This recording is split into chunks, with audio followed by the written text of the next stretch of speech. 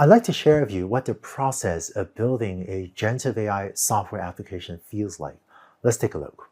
Here's what the life cycle of a generative AI project to build a software application feels like. We would start off by scoping a project to decide what do we want this software to do. So for example, say you decide you want to build a restaurant reputation monitoring system. The next step would be to actually try to implement it.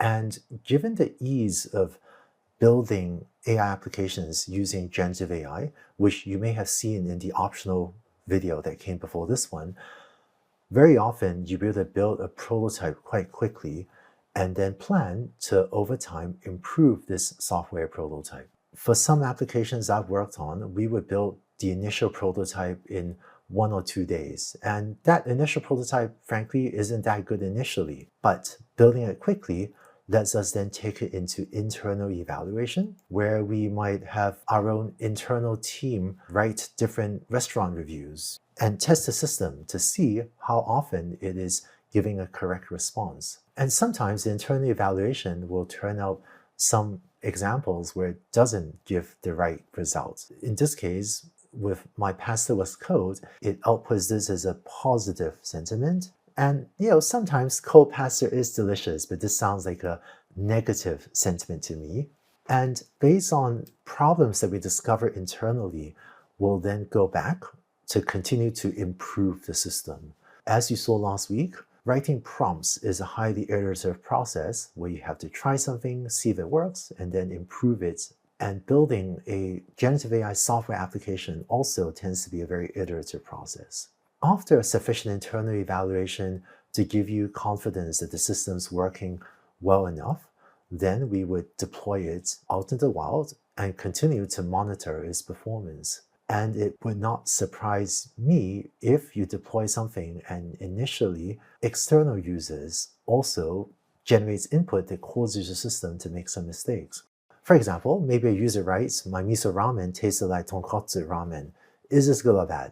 Well, if you're not familiar with ramen or with Japanese cuisine, you may not know, is this a good thing or a bad thing? And if your system rates this as a positive sentiment, but it turns out that if you're ordering miso ramen on the menu, you probably don't want it to taste like tonkotsu ramen, which tastes more like pork-based soup broth. And when you find incorrect responses like this out in the wild, you might decide to go back to internal evaluation, for example, to systematically understand if your system is, say, underperforming on certain types of cuisine. Or you might decide to go back to take these learnings to improve the prompt or improve the system further, assuming you decide that these types of errors are unacceptable.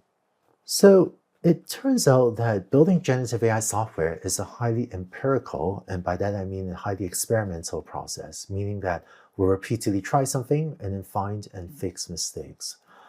We've already seen how prompting itself is a highly empirical process, where you would have an idea, try the prompt, see the response, then maybe update your idea in the prompt and go again. But other than updating the prompts, there are other tools that we'll talk about this week for improving the performance of your generative AI system. One tool that we talk about later this week is RAG, or Retrieval Augmented Generation, that gives the large language model access external data sources. We'll also talk later this week about a technique called fine-tuning that allows you to adapt a large language model to your task. And then finally, pre-training models, which refers to training a large language model from scratch. Don't worry about it if you don't know what any of these terms mean. We'll go through each of them in depth later this week, but they're all key techniques that, in addition to prompting, gives you different ways to improve the performance of your generative AI system's performance.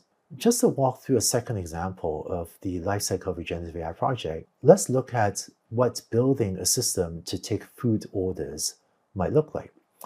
Say you decide to scope a food order customer service chatbot to take orders. What you would do is start by building the system and quickly throw together a chatbot to take food orders. Then, because we don't know how well this is doing internally, you might let your internal team try it out and place different orders and see how well it does. And sometimes they'll generate good responses, like do you have pickles on that cheeseburger? And it'll ask if you want some. And sometimes it will give an unexpected poor response, such as if you do have mushrooms on your burgers, but for some reason, the chatbot says, I'm sorry, we don't have mushrooms. Similar to what we saw for the restaurant reputation monitoring system, it will be by discovering mistakes like these that helps you to improve the system. And after you're sufficiently confident that this is safe to deploy externally, you can then deploy it and let customers place real orders and monitor the large language model's responses to make sure that if it still says anything it isn't quite supposed to, that you can continue to improve its performance. Having built a number of generative AI projects, I've often been surprised and delighted by the strange and wonderful things that the users will try to do with your system. For example, if a user asks, how many calories are there in your burger? Initially, the system may not know, but if you discover this, you can then update the system using perhaps a technique called RAG that I mentioned just now, and it will go into depth later this week to allow your software application to give a correct answer. So that's what building a generative AI software application feels like. And if you work at a company with a few or a lot of software developers, and if you ever come up with a cool idea for a generative AI application that your company could build, this hopefully gives you a sense of what that process of getting it built might be like. Now, one of the worries I sometimes hear about is it really expensive to use these large language models hosted by companies on the internet? It turns out that the use of these large language models is probably cheaper than many people think.